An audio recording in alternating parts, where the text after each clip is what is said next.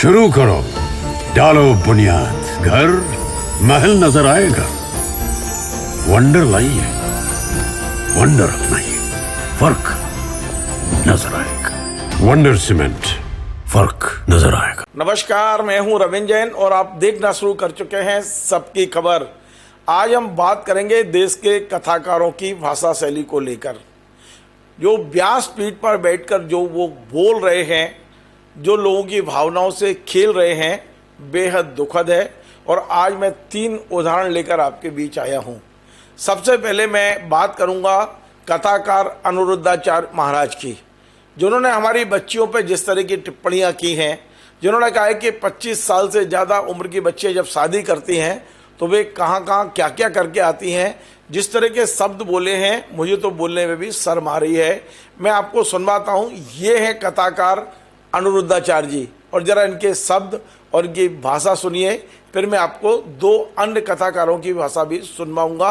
पहले अनिरुद्धाचार्य जी। आने वाले टाइम पे देख लेना, लोग फिर जल्दी शादियां करना शुरू कर देंगे। क्यों? क्योंकि अब लड़कियां लाते हैं 25 साल की।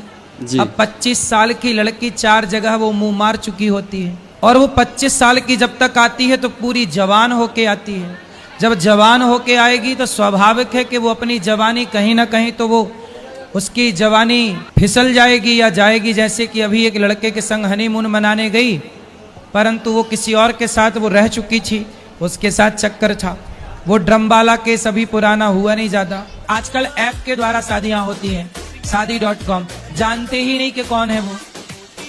अब पता नहीं वो दुल्हन आई कि दुल्हन के रूप में आतंकवादी आ गई। तो आपने अनिरुद्धाचार्य जी को सुना। आप सहमत हैं इनकी भाषा से, इनकी बातों से? क्या कर रहे हैं हमारे कथाकार? अब मैं आपको ले चलता हूं सीहोर के कथाकार प्रदीप मिश्रा की सभा में। महाराष्ट्र में इन्होंने कथा की है, और इन्होंने जिस तरह से भगवान चित्रगुप्त के बारे में बोला है, मुच्छड़ और इस तरह के शब्द बोले हैं। चूँकि कॉपीराइट की प्रॉब्लम है तो मैं केवल शब्द सुनवा रहा हूँ आपको, वीडियो नहीं दिखा पा रहा हूँ। लेकिन आप शब्द सुन के तय करिए कि क्या ये शब्द प्रदीप मिश्रा जी को बोलना चाहिए। सूचना देगा, चल इतने में डरा करके देना, घबराए, फालतू की बात करना मत ही रे यमराज, तू मुझे पहचानता नहीं है। चाकरबाड़ी में 7 दिन शिव पुराण की कथा सुनी है। मेरा सबूत लेना हो तो संत ज्ञानेश्वर माउली जी से ले ले। तेरे साथ तो नहीं जाऊंगा। यमराज को घबरा कर भागा। यमराज ने कहा किसको भेजूं? फिर अगला संदेशा चित्रगुप्त को भेजा, जाओ। तो कहा इस मुछंदर के साथ नहीं जाऊंगी। चित्रगुप्त, फालतू की बात करना मत, सबका हिसाब रखना, मेरा हिसाब मत रखना। मैंने तो बीड़ में कथा सुनी, मैंने तो छत्रपति संभाजी। आपको मैंने प्रदीप मिश्रा को भी सुनाया। यद्यपि प्रदीप मिश्रा जी वहां से लौटकर सीहोर आए। सीहोर में उन्होंने मीडिया को बुलाया और माफ़ी मांगी है, लेकिन ये माफ़ी भी आधी अधूरी है। अभी पूरा जो कायस्थ समाज है उनकी माफ़ी से सहमत नहीं है। मैं उनकी माफ़ी के 2 शब्द आपको सुनवा देता हूँ। व्यक्ति विशेष को भी, यदि समाज को भी हमारी वाणी से अगर कोई ऐसा शब्द लग रहा है कि गलत हुआ है या गलत बोल गए हों, और हमारी वाणी से अगर किसी के हृदय को भी ठेस पहुंची हो, तो मैं क्षमा चाहता हूं। अब मैं आपको लेके चलता हूं बागेश्वर महाराज, जो आजकल ऑस्ट्रेलिया की यात्रा पर हैं। और वे वहाँ जिस तरह के वीडियो बना रहे हैं, जिस तरह से वे फोटो डाल रहे हैं, निश्चित तौर पे लोग उन्हें कम से कम संत और महात्मा मानने को तैयार नहीं हैं। बेशक वे अपने आप को महात्मा कह रहे हैं। किसी यूट्यूबर ने उनका कोई यूट्यूब बनाया और वायरल किया, जिसमें उनके चश्मे पर और उनकी जैकेट पर टिप्पणी की गई है। यद्यपि मैं व्यक्तिगत तौर पर किसी संत के पहनावे पर नहीं जाना चाहता और ये टिप्पणी को उचित नहीं मानता, लेकिन जिस तरह का रिएक्शन बागेश्वर महाराज ने दिया है ऑस्ट्रेलिया में बैठकर, वो निश्चित तरह सोचने वाला है कि क्या ये शैली किसी कथाकार की है, क्या ये शब्द किसी महात्मा के हैं। स्वयं को महात्मा घोषित करने वाले बागेश्वर महाराज, आपको कम से कम ये भाषा शोभा नहीं देती। इसके पहले भी आप तमाम ऐसी टिप्पणियां कर चुके हैं जिस पे आपने माफ़ी मांगी है। अभी आपकी जो टिप्पणी आई है वो कम से कम एक संत महात्मा की टिप्पणी नहीं दिखती। यहाँ भी चूँकि कॉपीराइट की प्रॉब्लम है, इसलिए मैं केवल बागेश्वर महाराज की आवाज़ सुनवाता हूँ, वीडियो नहीं दिखा पाऊँगा। लेकिन आवाज़ सुनकर आप तय करिए, क्या एक महात्मा क्या एक कथाकार इस तरह के शब्दों का उपयोग करना चाहिए? यदि कोई विरोध भी कर रहा है तो आपको ये भाषा क्या शोभा देती है? सुनिए बागेश्वर महाराज की वो शब्द। एक वीडियो बनने के बाद जो टिप्पणी उन्होंने की है, उन्होंने कहा है कि ठटरी के बरे, मूसर चंद, क्या क्या शब्द है, मैं आपको कुछ बता नहीं सकता, लेकिन आप जरा बागेश्वर महाराज के शब्दों को सुनिए। भारत में एक बड़े प्रसिद्ध फेमस व्यक्ति हैं, उन्होंने हमारे ऊपर वीडियो बनाया। हम ऑस्ट्रेलिया में, हमें बहुत ठंडी लगी तो हमने चेलों को बताया कि भाई कोई जैकेट वैकेट खरीदो, ठंडी लग रही। तो एक बच्ची दीक्षा लिए है, उसने बढ़िया महंगी सी जैकेट खरीद के दे दी। रही होगी 60-65 हजार की भारतीय अनुसार, कोई बड़ी कंपनी ब्रांड का नाम है जैकेट। हमें तो आज ही पता लगा है कि बड़ी महंगी जैकेट।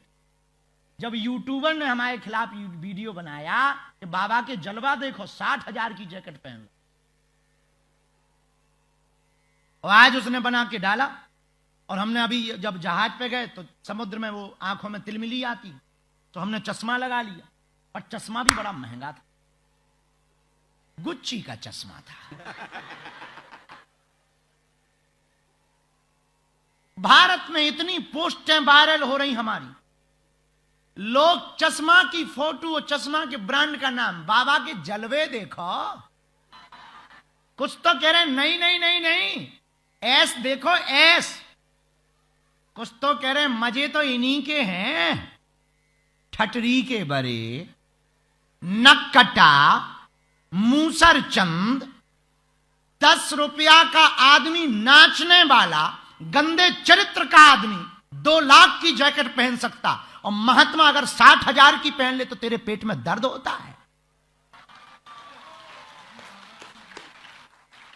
और हां, ये भी सुनो, हम अपनी नहीं खरीद के पहने, चेलों की दी हुई है। और तुम्हें ज्यादा पेट में दर्द हो तो कल हम 1.20 की पहनेंगे बेटे, और तुम बनाना हमारे वीडियो और डालना फोटो, हम नहीं सुधरेंगे। नो, तुम्हें हमसे बड़ी दिक्कतें हैं, बाबा के जलवे हैं। अरे भाई, कभी विचार तो करो, जिस आदमी पर तुम कमेंट कर रहे हो उस आदमी को, जीवन को देखने की कोशिश तो करो, कभी विचार करो। हम मानते हैं कि हम अपना नहीं पहनते हैं, और इस दुनिया में कोई अपना लेता भी नहीं है। तुमसे भी पूछा जाए तो तुम्हारा भी अपना नहीं है, तुम्हारे भी पापा ने बिजनेस ही किया होगा, और बिजनेस भी लोगों से ही किया होगा, वो भी तो तुमने लोगों से किया होगा। अब कोई श्रद्धा पूर्वक दे दे और पहन ले, तुम में दम हो, तुम गाड़ी दे दो, हम गाड़ी पे बैठ लेंगे तेरी। हां, कभी भी किसी पर उंगली उठाने के पहले उस आदमी के बारे में विचार कर कि आप बोल क्या रहे हो।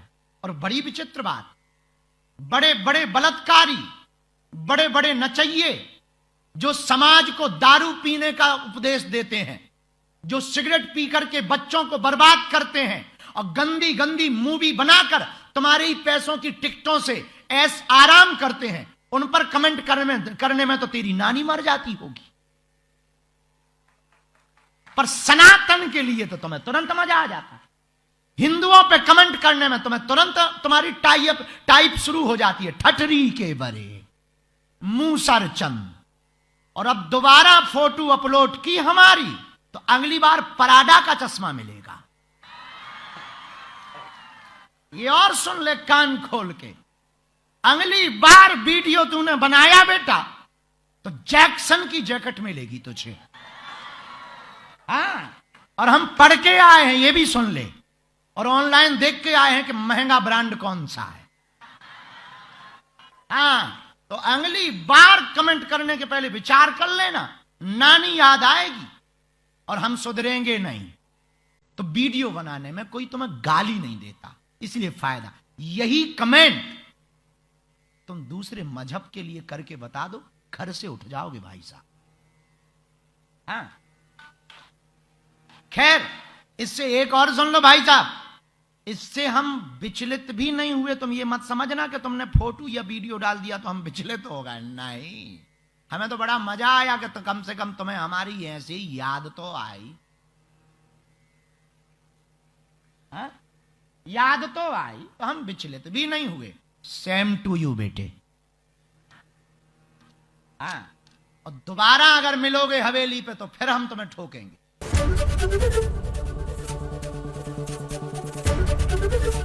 एबीपी गंगा, खबर आपकी, जुबान आपकी। तो आपने बागेश्वर महाराज को भी सुना। ये 3 कथाकार पिछले कुछ दिनों में जिस तरह की कथा कर रहे हैं, जिस तरह के शब्दों का उपयोग कर रहे हैं, जिस तरह से लोगों की भावनाओं से खिलवाड़ कर रहे हैं, क्या नहीं लगता है कि अब समय आ गया है कि कथाकारों के लिए भी कोई आचार संहिता बनना चाहिए? उन्हें भी बताना चाहिए कि भारतीय संविधान में आपको अपनी बात कहने का तो अधिकार है, लेकिन दूसरों की भावनाओं से खेलने का अधिकार नहीं है। क्या उन्हें नहीं लगता है कि यदि आप संत हैं, महात्मा हैं, कथाकार हैं, तो आपको जुबान संभाल के बोलना चाहिए? आज केवल इतना, मैं किसी की आलोचना, किसी की निंदा, किसी को ऊपर नीचे दिखाने के मूड में नहीं हूँ कि आपको ऊंचा उठा दिया नीचे, लेकिन मैं इतना ज़रूर चाहता हूँ कि आप यदि व्यासपीठ पर बैठे हैं, आप कथाकार हैं, तो ज़रा जुबान संभाल के बोलिए। आपके मुख से जो भी कथाएं निकल रही हैं, देख लीजिए कि आपके कथा के कारण, आपके शब्दों के कारण किसी की भावनाओं को ठेस तो नहीं पहुंच रही है। आज का उद्देश्य सिर्फ इतना कि अब समय आ गया है कथाकारों पर लगाम लगाने का। आपको हमारा ये कार्यक्रम पसंद आए तो आप इसे शेयर करें, लाइक करें, कमेंट करें। आपसे बार बार निवेदन है, हमारे इस चैनल को सब्सक्राइब अवश्य करें। धन्यवाद।